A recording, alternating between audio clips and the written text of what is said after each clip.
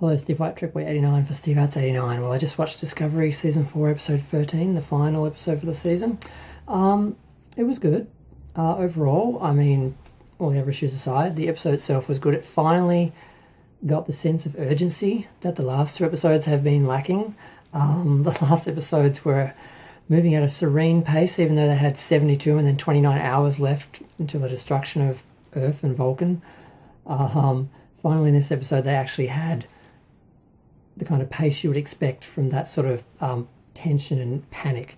But apparently this only happened 4 hours before. They had 4 hours left, and that's when they started to do the evacuation and actually panic, which doesn't seem very realistic, but it played well for the episode itself.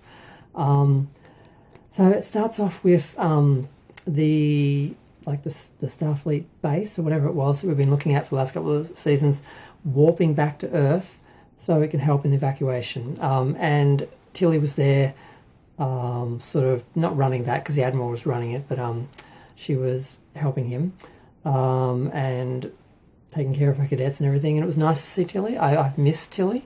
I didn't realise how much I liked her as a character until she left. Now, the General surrenders. Basically, she admits that she was the one who aided Book and Tarka.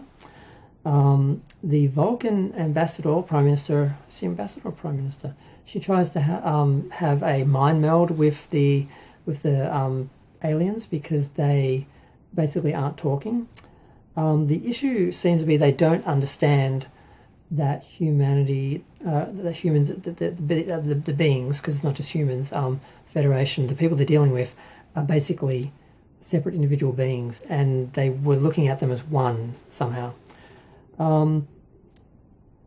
Book works out how he and Jet can escape. He basically finds one of Grudge's old collars, which had like a holographic cat door that would basically allow her to pass through force fields and holograms, so she can move about the ship freely, I guess. He uses that for them to escape, and he punches Tarka out and assumes that he can shut everything down, but he can't, and it's all set up and encoded. He sends Jet back to explain that to Michael and to basically say, I love you, and to do whatever you have to. So, in order to get out of the orb, they decide to do like how do they refer to it? Basically, they're going to do a spore drive but stay stationary, so all the energy will just basically destroy the orb as opposed to being used to actually move the ship. So they do this non-jump and they blow everything out, and they know by doing this they will have to rely on warp to get home, so it'll take them decades to get home. But they do that. Tilly stays behind. And I was a bit confused about how many people they were evacuating. They said there was only 450,000, I think, for each of the groups of vessels at Navarre and Earth. And Titan was totally evacuated because I guess they have a smaller population or something. But there didn't seem to be a lot of resources here to do this now. I'm guessing that was partly to do with ships not having been restored since the burn. I'm not exactly sure, but it didn't seem very good that they only got 450,000 people out. Whether that was just the last lot or whether that was all they got out, it wasn't really clear how many people actually evacuated. But they got everyone out. The Admiral stayed on the station to basically shoot asteroids, whatever, out of the sky so they weren't hitting the ships, so the ships could escape and warp out. Tilly stayed behind to help him, and then they had 2 hours to just ponder their demise. And Tilly had no regrets about her life. She said she was happy she found her calling, found people that were like a family, and she understood. She was at peace with her relationship with her mother and everything. They gave her a lot of closure. Book was beamed out by Tarka. He basically said, well, he sort of, well, Jet basically, he was saying to, initially he was saying to Book, come with me, you know, your family will be in the other dimension. And he's like, no, and Jet's like, no, that's not them. and he seems to finally realize that, and also that he's probably not going to get there. So he says, look, Book, I'm going to beam you out because you've got somewhere to go. Your family's still here. Your loved ones are still here. So he attempts to beam him out because, I forgot to mention, the ship is basically set up to destroy the DMA, and there's no turning it back or changing it, and he encoded it, so there's nothing any of them can do, not even him. So even when he wakes him up after knocking Taka out, Taka still can't do anything. So the only solution Michael has is to basically get a shuttle to ram his ship. So initially I think, oh, of course Michael's going to do it because she's the greatest pilot, she does everything, she's the best at everything.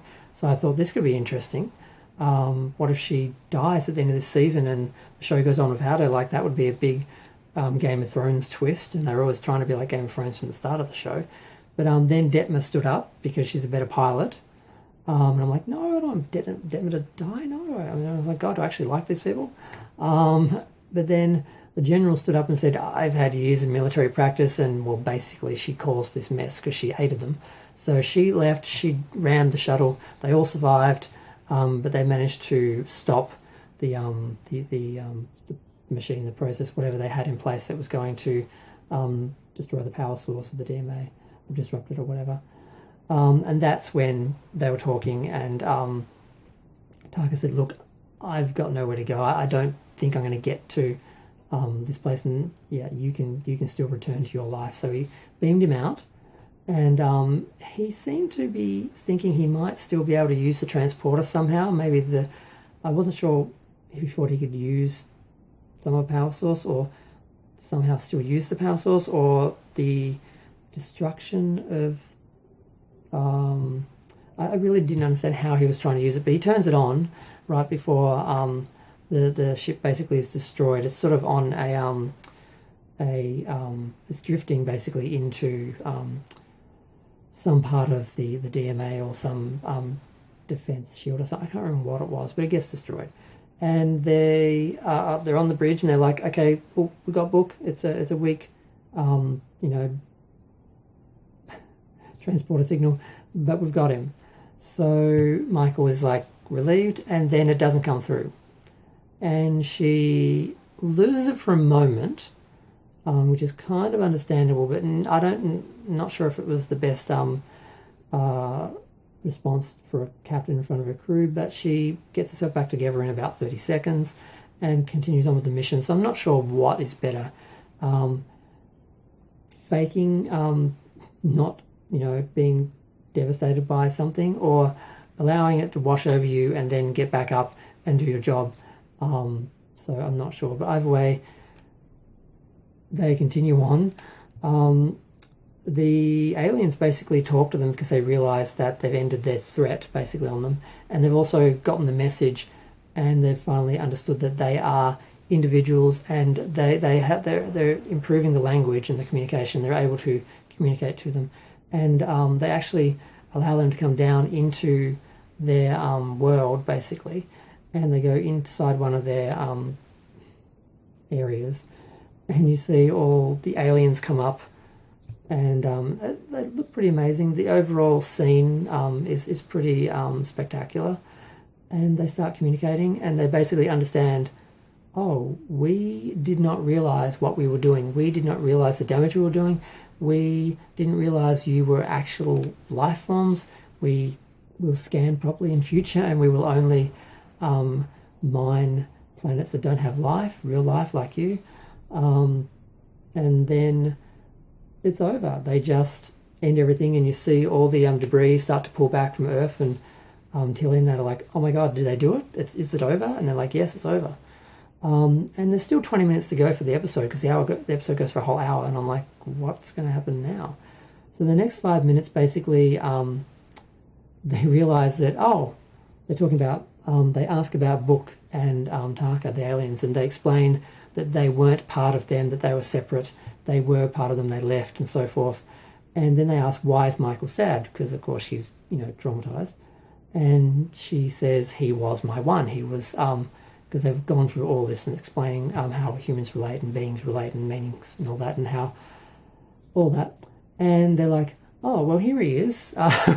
We basically, we interceived his beam and put him in stasis because we assumed that was important for some reason, but so he just pops back and she's like, are you real?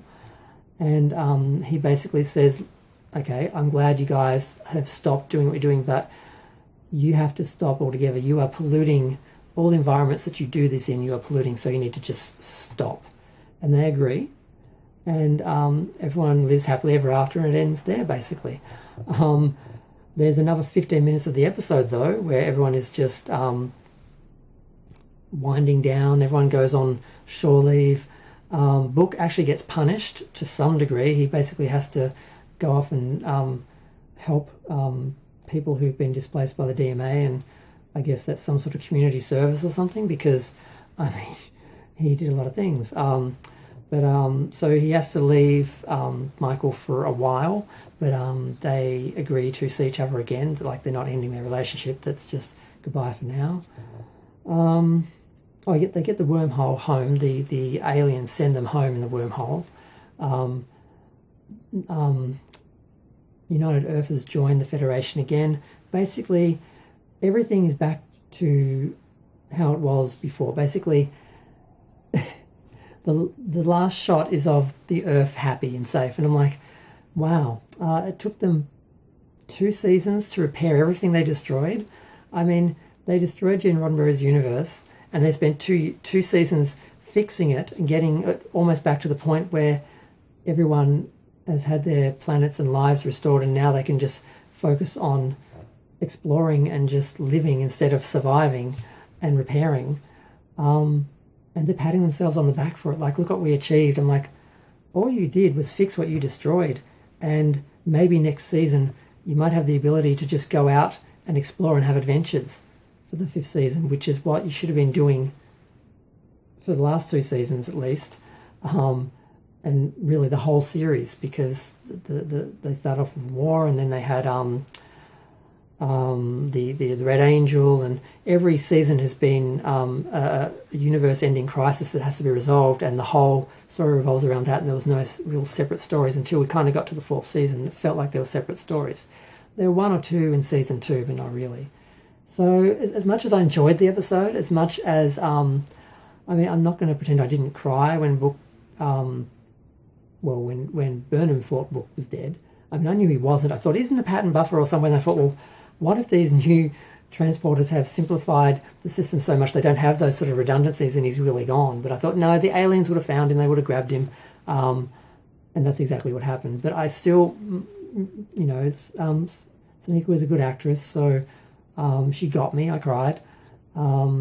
And I was moved by a lot of the performances. I do like the actors, I do like the characters. I just don't like what they've done with the universe and what they've done with the series and the storytelling. Like I said, they managed to, in the last 2 seasons, they destroyed the Federation in the future, and then they've just spent 2 seasons fixing it.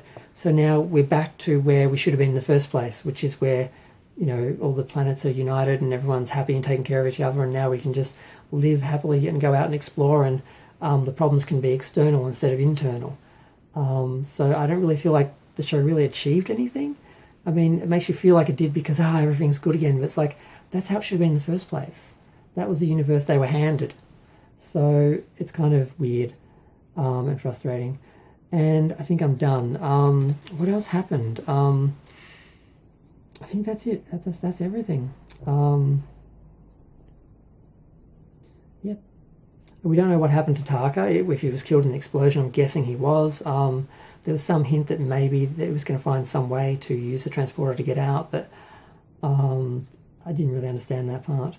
Everyone pretty much survived. There was only minimal damage to Earth and Navarre and everything, and everyone basically, everything ended happily ever after. Everyone's fine, and now we're back to where we should have been in the first place, and that's Discovery. So there was talk that this was going to be the last season, but there's always talk because certain people want the show to end, so they make up those stories every year.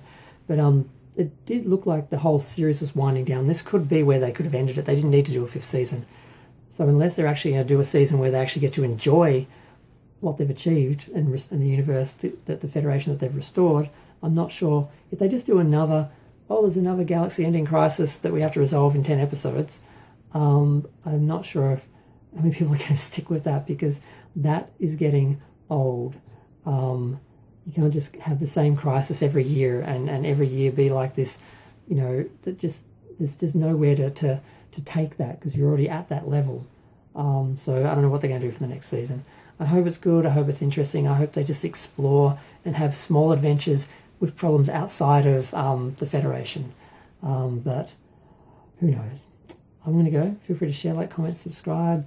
Let me know what you think. Thanks. Bye.